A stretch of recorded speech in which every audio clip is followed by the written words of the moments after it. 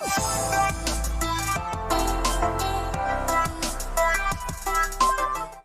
बच्चों, मैं धीरज कुमार साहू, भौतिक ज्ञान प्रवक्ता। बच्चों, विद्युत धारा वाली यूनिट में हमने श्रेणी क्रम, समांतर क्रम, प्रतिरोधों का जाना। अब चलते हम आगे की ओर। इसी का एक भाग है सरल परिपथ। अलग अलग राइटरों में इस चैप्टर के नाम अलग अलग हैं। विद्युत खंडीय परिपथ, सरल परिपथ इत्यादि। ठीक है, तो हम इसमें सबसे पहले समझें सरल परिपथ। इस चैप्टर को बड़ा ध्यान से सुनेंगे, बहुत इंपॉर्टेंट चैप्टर है। बहुत बड़ी बड़ी हेडिंगें, मीन्स हेडिंगों से तात्पर्य है बड़ी बड़ी डेरिवेशन, इंपॉर्टेंट डेरिवेशन इस चैप्टर में हैं। उनको हमें समझना है। चैप्टर को क्रम से पढ़ना है। विद्युत धारा के बारे में पढ़ेंगे। इसके लिए आपको क्या करना है, ऊपर स्क्रीन पर दिखने वाले आई बटन को, एक इस तरह का बटन होगा, आई बटन जिसे हम कहें, इस बटन को जैसे ही हम क्लिक करेंगे इस यूनिट की पूरी प्लेलिस्ट खुल जाएगी। उस प्लेलिस्ट में सभी वीडियो क्रम से हैं, part by part. In video को आप क्रम से पढ़ें, क्योंकि क्रम से ही पढ़ने पर आप आगे मजबूती के साथ बढ़ सकते हैं। ठीक है, साथ साथ नीचे दिए गए ब्लू लाइन की लिंक है, नोट्स के लिए पीडीएफ है, उसको आप क्लिक करें। वीडियो में से पहले पासवर्ड देख लें, नोट्स क्लिक कर नोट्स को डाउनलोड कर लें, स्क्रीनशॉट निकाल लें, उन्हें बना लें। इस वीडियो को पुनः रिपीट देखें। आप देखेंगे आप अपने आप को इस चैनल के साथ बड़ी मजबूती से फिजिक्स में खड़ा पाएंगे। एक समस्या आ रही है न्यूमेरिकल की, वो भी समय समय पर आपको अपडेट होते रहेंगे। साथ साथ पूरा कोर्स आपको प्राप्त होगा। चलते हैं अब अपने टॉपिक पे आए, समय को ना खराब करते हुए। सबसे पहली हेडिंग आती है विद्युत सेल क्या है।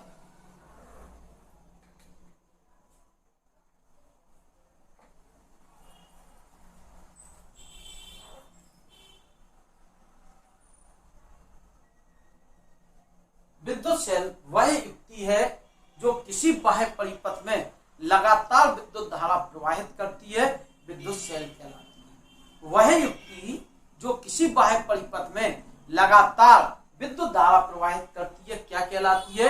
विद्युत सेल कहलाती है, इलेक्ट्रिक सेल कहलाती है। यानी लगातार विद्युत धारा जो प्रवाहित करे उसे हम विद्युत सेल कहेंगे। हम ऐसे भी कह सकते हैं जो विद्युत सेल वह युक्ति है जो रासायनिक ऊर्जा को विद्युत ऊर्जा में क्या कर देती है, परिवर्तित कर देती है, विद्युत सेल कहलाती है। यानी chemical energy convert in electrical energy, this device is called the cell. ठीक है ना। बात चले अब सेल दो प्रकार के होंगे, प्राथमिक सेल और द्वितीयक सेल, प्राइमरी सेल और सेकेंडरी सेल। प्राइमरी सेल में प्राथमिक सेल की बात करें, प्राथमिक सेल क्या है?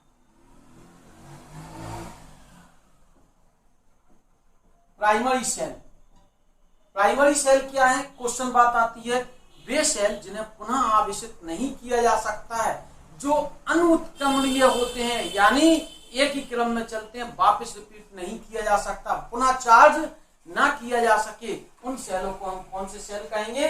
प्राथमिक सेल कहेंगे। वे सेल जिन्हें पुनः आवेशित नहीं किया जा सके उन्हें हम प्राथमिक सेल कहते हैं। प्राथमिक सेल में एक नाम हम जानते हैं, शुक्र cell, Daniell cell,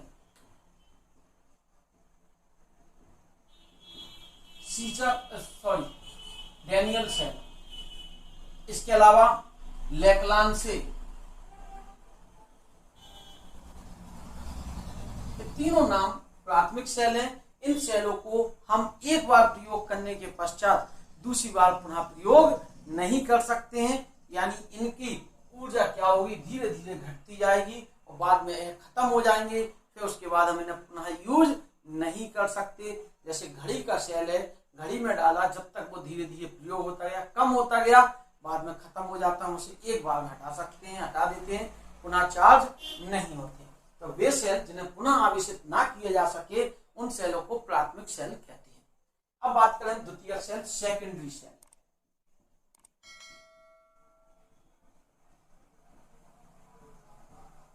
secondary cell, secondary cell क्या होते हैं? वे सेल जिन्हें बार बार आवेशित किया जा सके उन्हें हम कौन से सेल कहते हैं? द्वितीयक सेल कहते हैं। वे सेल जिन्हें क्या किया जा सके, बार बार क्या कर सके, हम आवेशित कर सकते हैं, बार बार हम इन्हें क्या करेंगे, आवेशित कर सकते हैं। उन सेलों को हम कौन से सेल कहते हैं, द्वितीयक सेल कहते हैं। वे सेल जिन्हें पुनः आवेशित किया जा सकता, खत्म हो जाए, यूज कर लें, यूज करने के बाद हम पुनः उन्हें क्या कर लेंगे, प्रयोग चार्ज कर लेंगे, पुनः चार्ज होने पर पुनः प्रयोग किए जा सकते हैं। जैसे सीसा संचायक सेल, घरों में रखी battery, lithium cell, lithium iron cell भी लिख सकते हैं। इस सब सेलों को हम क्या कर सकते हैं, पुनः क्या कर सकते हैं, आवेशित कर सकते हैं। इसलिए इन सेलों को हम क्या कहेंगे, द्वितीयक सेल कहेंगे। अब बात आती है बैटरी की। बैटरी क्या होती है, ठीक है, आगे बढ़ते हैं बैटरी की ओर। बैटरी क्या है, बैटरी दो या दो से अधिक सेलों को मिलाकर बनाई गई युक्ति को क्या कहते हैं, बैटरी कहते हैं। दो या दो से अधिक सेलों को मिलाकर जो युक्ति बनेगी उसे हम क्या कहेंगे, बैटरी। सेल का संकेतिक चित्र होगा इस तरह से। कभी भी परिपथ में सेल बनाना होगा तो इस तरह से बनाएंगे, जिसमें से बड़ी प्लेट प्लस को प्रयोग करेगी, छोटी प्लेट किसको रिप्रेजेंट करेगी, माइनस को रिप्रेजेंट करेगी। अब बैटरी बनानी है तो plus minus plus minus plus minus, देख रहे हो, बनाने का क्रम बिल्कुल स्पष्ट है। प्लस बनाई, बीच में विद्युत अपघट्ट आएगा तो खाली स्थान छोड़ दिया, छोटी प्लेट माइनस की, फिर प्लस की, फिर माइनस की, फिर प्लस की, फिर माइनस की, यानी ये सभी सेल एक ही क्रम में, श्रेणी क्रम में जुड़े। अब बात करते हैं हम कुछ छोटी सी, एक बहुत इंपॉर्टेंट परिभाषा आती है, सेल का विद्युत वाहक बल। तो अगली हेडिंग आती है सेल का विद्युत वाहक बल।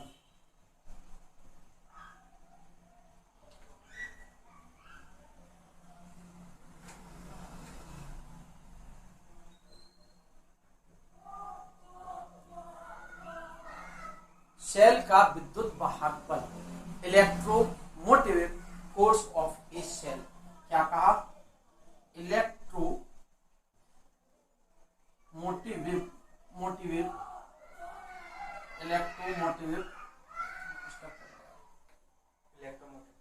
बच्चे डिस्टर्ब कर रहे हैं, चलने दो, काट लेना यहाँ।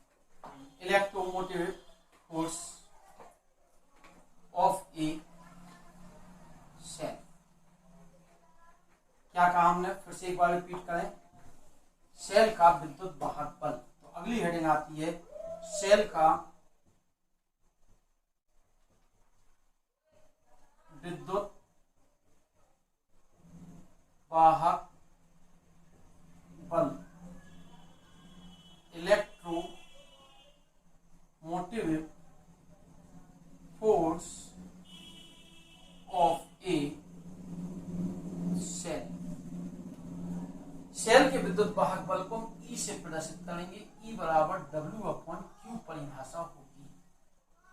परिभाषा इसी से बना सकते हैं, किसी बाह्य परिपथ में एकांक आवेश प्रवाहित करने के लिए, किसी बाह्य परिपथ में कितना आवेश, एकांक आवेश प्रवाहित करने के लिए सेल द्वारा किया गया कार्य, W क्या है, सेल द्वारा किया गया कार्य।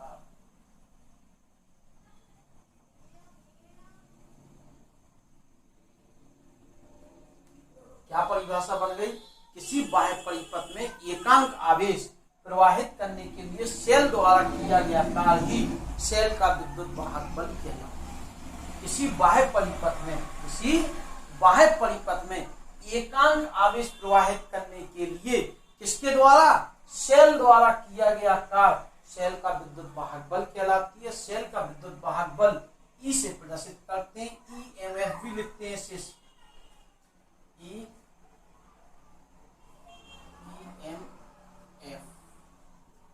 Electromotive force.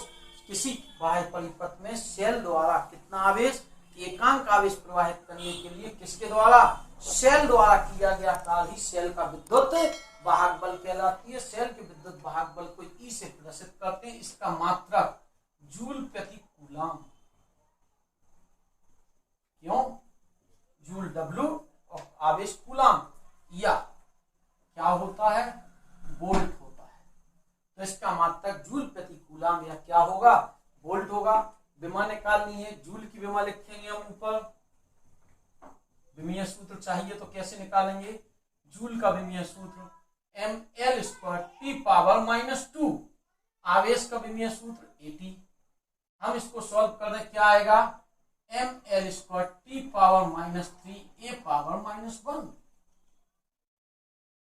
ठीक है, शेल के विद्युत वाहक बल से समझ गए।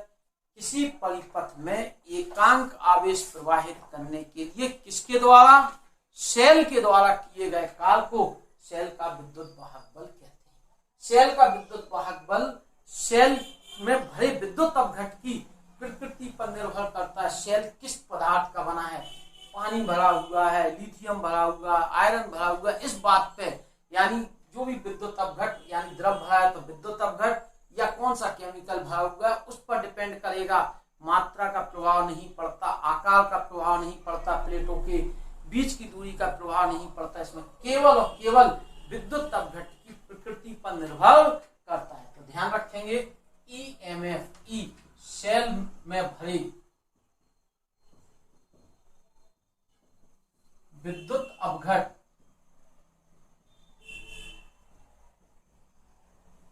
की प्रकृति पर निर्भर करता है। ठीक है, ध्यान रखेंगे इस बात को। अब आता है विद्युत विभवांतर।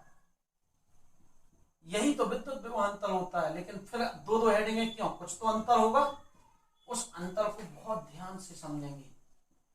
Potential difference, electric potential difference.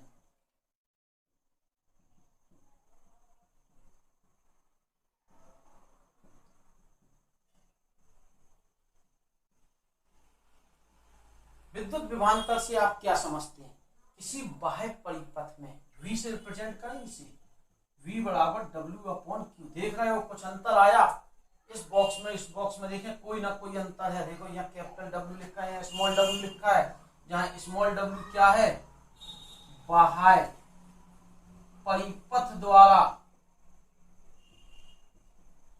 किया गया कार्य।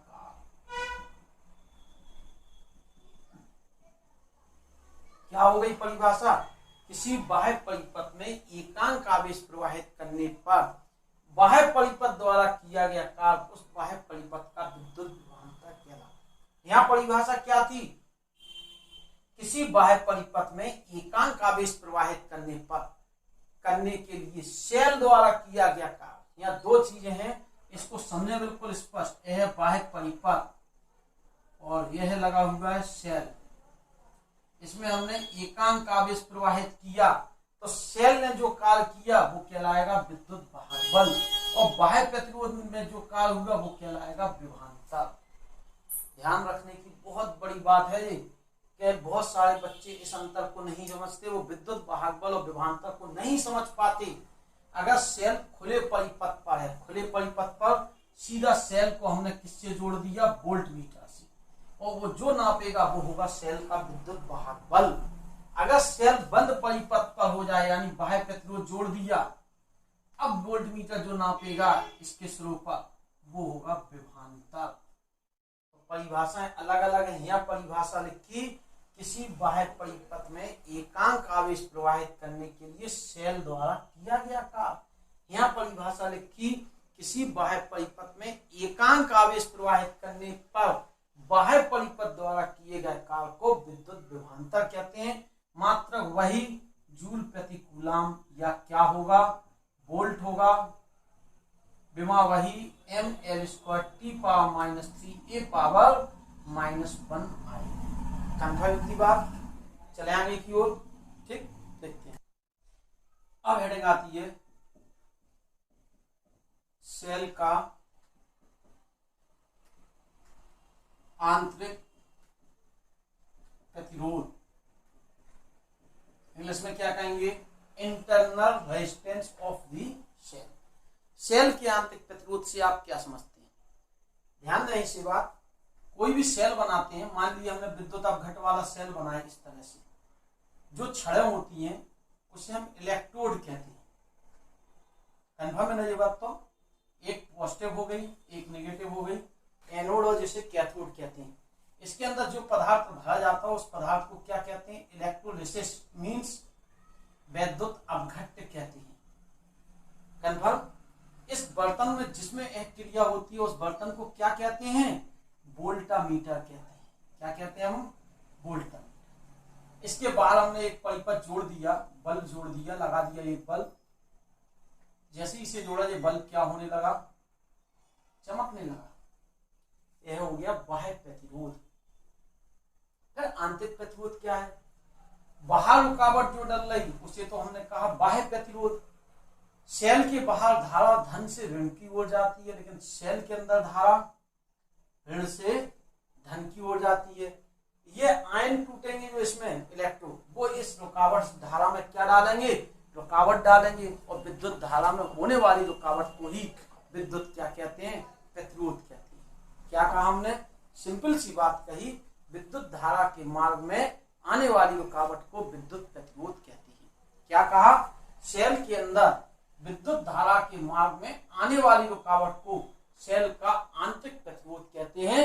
सेल का आंतरिक विद्युत प्रतिरोध कहते हैं। फिर से एक बार रिपीट करते हैं।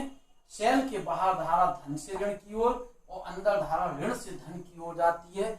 सेल के अंदर धारा के मार्ग में डाली गई रुकावट सेल का क्या कहलाएगा? आंतरिक प्रतिरोध कहलाएगा, रिप्रेजेंट बाय स्मॉल आर। बाह्य प्रतिरोध को हमने कैपिटल आर से प्रदर्शित किया, लेकिन आंतरिक प्रतिरोध को किससे व्यक्त करेंगे? स्मॉल आर से व्यक्त करेंगे। मात्रक अगर हम इसका कोई पूछे तो क्या होगा? है तो प्रतिरोध, और प्रतिरोध का मात्रक क्या होता है? ओम होता है। तो इसका मात्रक क्या होगा? ओम होगा। इसका मात्रक क्या होगा? ओम होगा। ध्यान रखेंगे।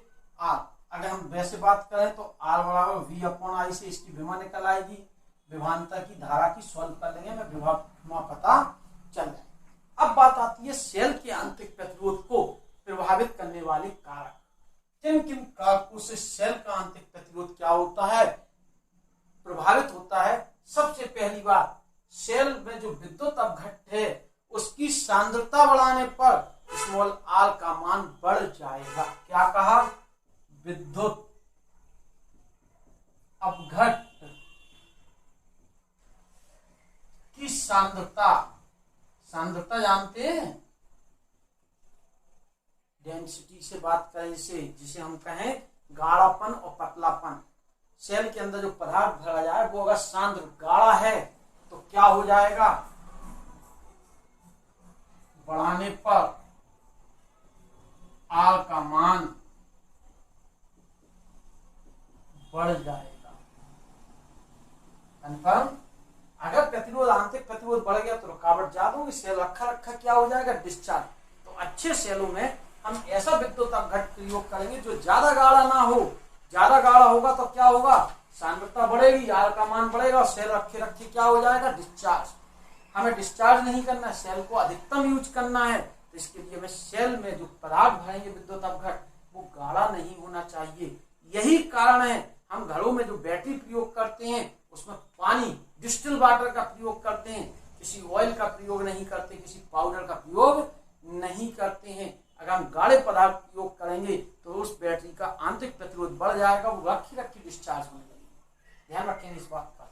दूसरी बात, आंतरिक प्रतिरोध प्लेटों के क्षेत्रफल, इलेक्ट्रोड की, इलेक्ट्रोड लिखा हुआ है,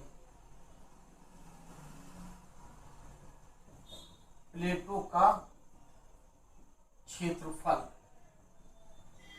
के व्युत्क्रमानुपाती होता है। अगर हम यहाँ पर क्षेत्रफल ज्यादा कर दें, क्षेत्रफल ज्यादा कर दें तो आंतरिक प्रतिरोध क्या हो जाएगा? कम हो जाएगा।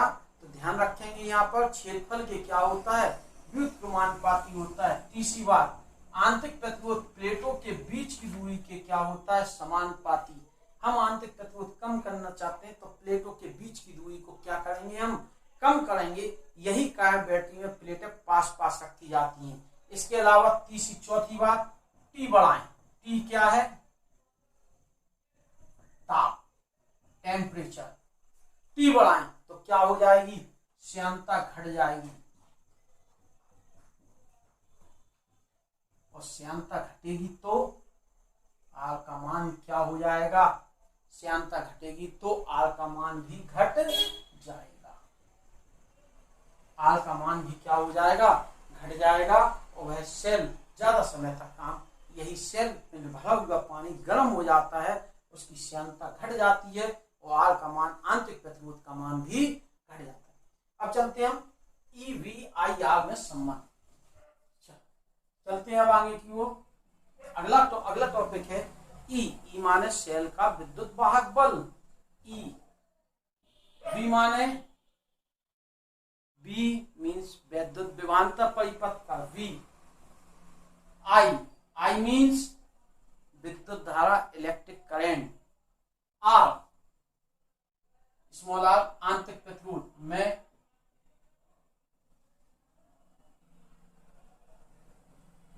संबंध। बहुत ध्यान से सुनेंगे, बहुत अच्छे टॉपिक है और बिल्कुल आराम से पढ़ो, कोई जल्दबाजी नहीं पढ़ने में, क्योंकि जितनी चीजें धीरे धीरे सीखोगे उतने ही ज्यादा समय तक चलेगी। जैसे कि गर्म तवे पे जितनी तेजी से पानी मारा जाएगा वह उतनी जल्दी वाष्पीकृत होगा। अगर उस पानी को हम ज्यादा समय तक रोकना चाहते हैं तो हमें धीरे मारना होगा, क्योंकि नियम हमेशा सख्त होते हैं। उन्हीं नियमों के तहत हम आगे बढ़े। धीरे धीरे सीखो, आराम से सीखो, कोई दिक्कत नहीं, कोर्स बड़े आराम से होगा। बस कोशिश करें जो लोग बाद में जुड़े हुए हैं वो थोड़े ज्यादा वीडियो देखें, जिससे जल्दी वो अपन को कवर। चलिए EVIR में संबंध। ई माने विद्युत वाहक बल, वी माने विद्युत विभवांतर, आई माने विद्युत धारा, आर मीन्स आंतरिक प्रतिरोध। एक बाह्य प्रतिरोध है, बाह्य प्रतिरोध क्या है, कैपिटल आर। इसके शुरू पर एक बैटरी जोड़ दी, बैटरी का विद्युत वाहक बल क्या है, ई, या एक सेल जोड़ दिया जिसका विद्युत वाहक बल क्या है, ई। इसके सेल के अंदर एक आंतरिक प्रतिरोध, ध्यान रखेंगे सेल के समीप जो होगा ऋण प्लेट की ओर वो आंतरिक प्रतिरोध होगा। इस तरह से उस पर हम खींच देते हैं जिससे यह स्पष्ट हो जाता है यह प्रतिरोध सेल के अंदर है, आंतरिक प्रतिरोध जुड़ा। ठीक है, इसमें हमने धारा प्रवाहित की, आई एम्पियर की धारा प्रवाहित की। जैसे ही आई एम्पियर की धारा 30 सेकंड तक प्रवाहित की तो इसके स्रोत पर जो विभवांतर आएगा वो क्या था, वी था। तो क्या कहेंगे, सबसे पहले परिपथ में सेल द्वारा 30 सेकंड में आई एम्पियर धारा प्रवाहित करने पर कुल विद्युत ऊर्जा, परिपथ में 30 सेकंड में आई एम्पियर धारा प्रवाहित करने के लिए सेल द्वारा व्यय ऊर्जा W बराबर V into Q, V means E into Q आएगा, क्यों सेल द्वारा किया गया कार्य विद्युत वाहक बल कहलाता है। तो E इंटू क्यू होगा EIT, इक्वेशन नंबर फर्स्ट। जब हमने आई एम्पियर की धारा प्रवाहित की तो दो लोगों ने उस ऊर्जा को खर्च किया। सेल ने जो ऊर्जा दी, एक बाह्य प्रतिरोध ने खर्च की और एक आंतरिक। तो पहले कहेंगे बाह्य प्रतिरोध द्वारा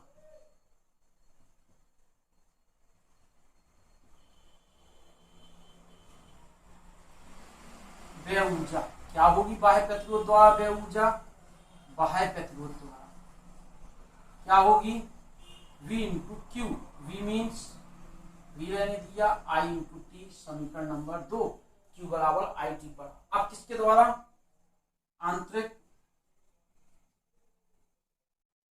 प्रतिरोध द्वारा व्यय ऊर्जा क्या होगी, W आंतरिक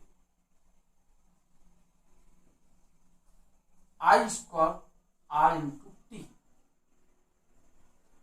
ठीक है, कन्फर्म है तीनों बातें, क्योंकि इसने धारा प्रवाहित की प्रतिरोध में, इसमें भी कितनी धारा प्रवाहित होगी, I।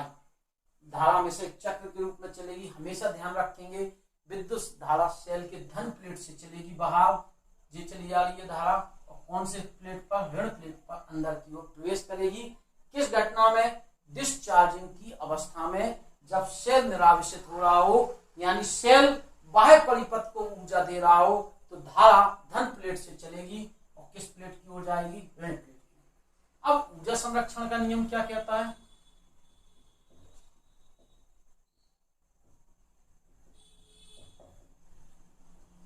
दी गई ऊर्जा बराबर ली गई ऊर्जा। इसने दी ऊर्जा सेल ने कितनी? EIT।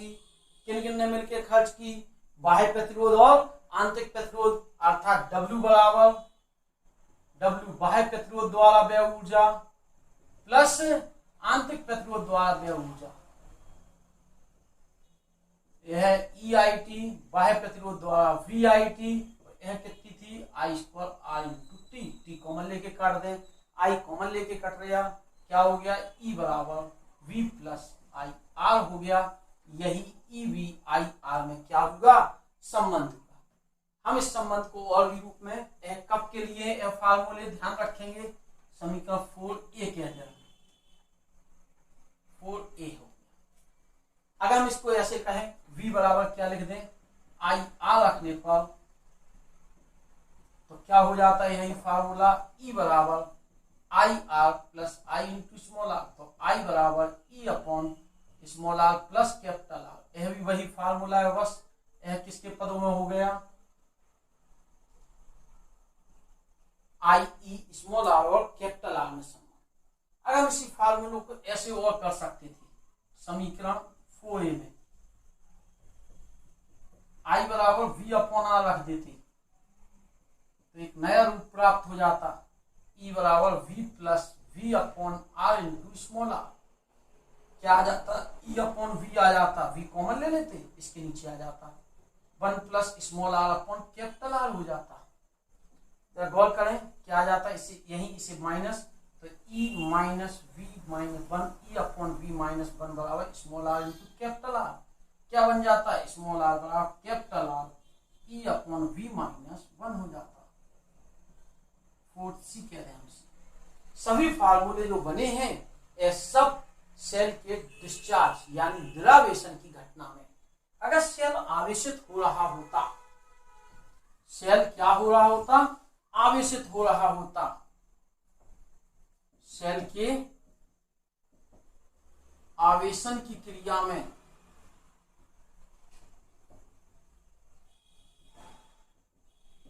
धारा विपरीत क्रम में होती।